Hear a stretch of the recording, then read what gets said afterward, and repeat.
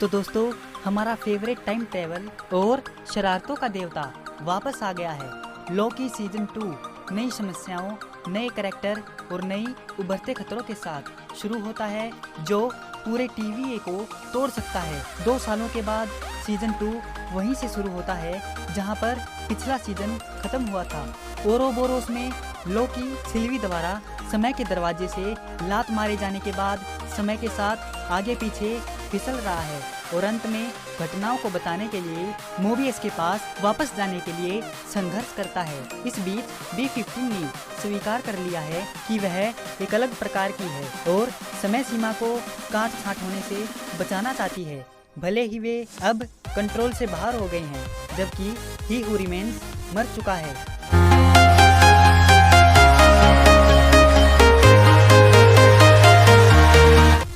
Lockie season 2 का premiere तुरंत action में आ गया है। लॉकी सुदूर अतीत के टीवीए में दिखाई देता है, जहां ना तो मोबियस और ना ही B15 ना केवल उसे पहचानते हैं, बल्कि वे यह सोचकर उसके पीछे लोगों को भेजते हैं कि वह एक घुसपैठिया है। क्योंकि हम जानते हैं कि टीवीए कुछ समय से लॉकी का शिकार कर रहा है। यह इंटरेस्टिंग फैक्ट है कि वे इसे पहचानते भी नहीं हैं। हमें यह बताना चाहिए कि लॉकी समय से कितना पीछे चला गया है। पीछा कर रहे टीवीए एजेंटों से बचने की कोशिश में लॉकी एक मेल कॉर गाड़ी में कूद जाता है, जो इमारतों में से एक से टकरा जाता है, जिससे टाइमलाइन मॉनिटर में से एक गिर जाता है और फर्श पर टाइल टूट जाती है। लॉकी वहां पर केसी को देखता है, जो उसे नहीं पहचानता है और उसे पकड़ने के लिए और भी एजेंट बुला देता है, लेकिन उनके पहुंचने से पहले लॉकी प्रेजेंट में वापस आ जाता है। यह घटना, जो हमें बाद में पता चलती है, टाइम स्लीपिंग कहलाती है। टीवीए में यह असंभव होना चाहिए, लेकिन फिर भी यह हो रहा है। लॉकी हमारे प्रेजेंट केसी से पूछता है कि जमीन में दरार कितने समय से मौजूद है, यह पहचानते हुए कि यह उसकी वजह से है, और केसी कंधे उचकाते हुए जवाब देता है, जब तक मुझे याद है यह वहीं पर है। पूरे एपिसोड में हमें इस तरह के कुछ सीन्स का सामना करना पड़ता है जहां कैरेक्टर की याददाश्त में कुछ फर्क दिखाई देता है। लॉकी का अनुमान है कि कांग ने टीवीए कर्मचारियों की यादों को कई बार मिटा दिया है, जबकि लॉकी समय के साथ आगे और पीछे कूदता है। B15 अब शाखाओं की समय सीमा में कटौती के सख्त खिलाफ है, क्योंकि वह जानती है कि वह उनमें से एक हो सकती है और कर्मचारियों को सच्चाई बताना चाहती है इस फैक्ट के बारे में कि मल्टीवर्स में कहीं ना कहीं उनके पास पूरा जीवन है। जब उन्हें युद्ध कक्ष में जनरल डॉक्स और जज गैम्बल के सामने पेश होने के लिए X5 द्वारा बुलाया जाता है, तो B15 नई समय सीमा में कटौती न करने की भावपूर्ण दलील देता है। क्योंकि कमरे में हर कोई अलग अलग प्रकार का है, वह उनके पिछले कार्यों को अत्याचार बताते हुए उनसे फिर से विचार करने का आग्रह करती है। उसके प्रयासों को नकारा जाता है जब गैम्बल निर्णय लेता है कि वह सही है और सभी टीवी एजेंटों को समय सीमा में कटौती करने का आदेश देता है, लेकिन डॉक्स रिक्वेस्ट से परेशान है। इस बीच सुदूर अतीत में लॉकी को युद्ध कक्ष में रिकॉर्डिंग टेप के जरिए पता चलता है कि रवोना और कांग एक समय बहुत करीब थे।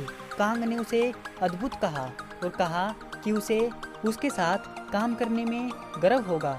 जब वह समय वापस प्रेजेंट में चला जाता है, तो वह बताता है कि उन सभी को आने वाले खतरों के बारे में जागरूक होना चाहिए। वह गैम्बल, डॉक्स, B15, X5 और मोबियस को टाइम स्टिक का उपयोग करके दीवार के मोजेक लिबास को काटकर सच्चाई दिखाता है, जिससे कांग के चेहरे की सोने की ढलाई का पता चलता है। डॉक्स चुप रहती है और अपने लिए सच्चाई चाहती है, इसीलिए वह अपने सैनिकों को ले जाती है और शस्त्रागार पर छापा मारती है और X5 को यह पता लगाने का आदेश देती है कि क्या हो रहा है।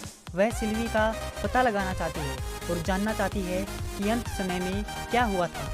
अंत में मोबियस के साथ फिर से जुड़कर लॉकी ने उसे वह सब कुछ बताया जो समय के अंत में हुआ सिल्वी के साथ उसकी आखिरी लड़ाई और यह फैक्ट कि वह जो रहता है उसे समझ में आया समय रेखा को मुक्त करने से केवल अराजकता और भी ज्यादा कांड आएंगे। यह काट छाट कांड के और भी ज्यादा वर्जन से बचने का हिस्सा थी जो अंततः जीतने की कोशिश करेंगे।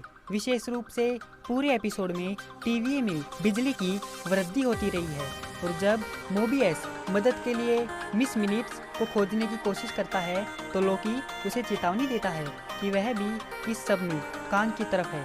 वो दोनों टीवीए के तहखाने के भीतर छिपे मरम्मत और उन्नति विभाग में जाने का फैसला करते हैं और यही उनकी मुलाकात ओबी से होती है। विशेष रूप से ओबी को 400 साल पहले की एक मुलाकात याद है जब वह पहली बार मोबियस से मिला था जिसे उसकी कोई याद नहीं है। ऐसा लगता है कि टीवीए में बाकी सभी लोगों की यादें मिट गई हैं, लेकिन ओबी जाहिर तौर पर टीवीए में समय का हिसाब रखता है और जब लोकी का समय सुदूर अतीत में चला जाता है तो अतीत के ओबी को अभी तक मोबियस से अपना निकनेम नहीं मिला है। उसका तात्पर्य यह है कि लोकी 400 साल से भी ज्यादा पुराना है। सुदूर अतीत में लोकी उस समय के ओबी के साथ बातचीत कर रहा था और प्रेजेंट में मोबियस हमारे प्रेजेंट ओबी के साथ बातचीत कर रहा था। ओबी के दो वर्जन यह पता लगाते हैं कि लोकी को खींचने के लिए लोकी को एक अस्थायी आभा निकालने वाले की आवश्यकता है। समय निकाले और उसे एक जगह पर जमा दें। यह खतरनाक है। मोबियस को खुद को अस्थायी विकिरण यानी कि जो उसकी त्वचा को पिघला सकता है के संपर्क में लाने की आवश्यकता होती है और लोकी को खुद को वर्तमान में स्थापित करने की उम्मीद में खुद को काटने की आवश्यकता होती है। ओबी को एहसास है कि टाइमलाइन की कई शाखाओं को बिना काटे छोड़ने से टेम्पोरल लूम बिगड़ रहा है। इस एपिसोड में बहुत सारे मैकगफिन्स और टेम्पोरल लूम सभी मैकगफिन्स का बड़ा बाप होता है। मूल रूप से लूम पर अति भार डाला जा रहा है और यह एक साथ कई समय रेखाओं को बुनने का काम नहीं कर सकता है क्योंकि लूम ही कच्चे समय को भौतिक समय रेखा में बदल देता है। यह साफ नहीं है कि लूम के बिना ब्रह्मांड का क्या होगा क्योंकि यह साफ है कि कांग ने इसे बनाया है, लेकिन अराजकता की गारंटी लगती है। सब कुछ गलत हो जाता है जब लोकी का समय फिर से फिसल जाता है। इस बार भविष्य में टेम्पोरल ऑरा एक्सट्रैक्टर को लॉन्च करने के लिए खतरनाक यात्रा करनी होगी और आशा करनी होगी कि लोकी समय पर खुद को काट छांट कर लेगा। भविष्य में हम देख सकते हैं कि टीवीए पूरी तरह से अव्यवस्थित है। जैसे ही लोकी की काट छांट का समय आता है उसे समय की छड़ी वाला कोई नहीं मिल पाता है और लगता है कि वह समय में खो जाने का संकल्प लेता है। वह लिफ्ट के सामने बज रहे फोन के पास जाता है लेकिन वह हैरान हो जाता है जब वह सिल्वी को लिफ्ट के दरवाजे खोलते हुए देखता है और वह उसे देखकर राहत महसूस करता है। ठीक उसी समय किसी अनदेखे व्यक्ति द्वारा उसकी काट छांट की जाती है और ठीक समय पर वह हमारे प्रेजेंट टाइम में वापस आ जाता है। एपिसोड एक मिड क्रेडिट सीन के साथ समाप्त हो जाता है जो हमें 1982 में ले जाता है। सिल्वी ब्रोक्सटन ओक्लाहोमा में आती है और हम देखते हैं कि वह एक शाखाबद्ध समय रेखा पर है। मार्वल फैंस को पता होगा कि ब्रोक्सटन कॉमिक्स में एसगार्ड के नए घर के रूप में कार्य करता है जहां थोर रहता है, एक तैरता हुआ शहर जो छोटे ओक्लाहोमा शहर के ठीक बाहर मौजूद है। सिल्वी एक मैदान से होकर गुजरती है और एक मैकडोनल्ड्स पर समाप्त होती है। अपने मैकन गेट्स और बिग मैक का आनंद ले रहे लोगों से घिरे हुए सिल्वी को लोगों को खुश देखकर शांति मिलती है।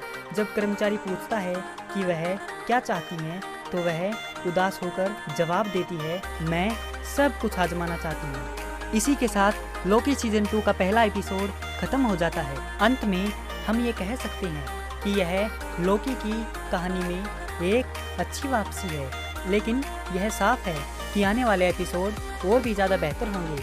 तो दोस्तों, कैसे लगी आपको हमारी ये वीडियो? अगर आपको हमारी ये वीडियो पसंद आई हो तो हमारी वीडियो को लाइक और सब्सक्राइब जरूर करें क्योंकि आने वाले एपिसोड और भी ज़्यादा अच्छे होंगे।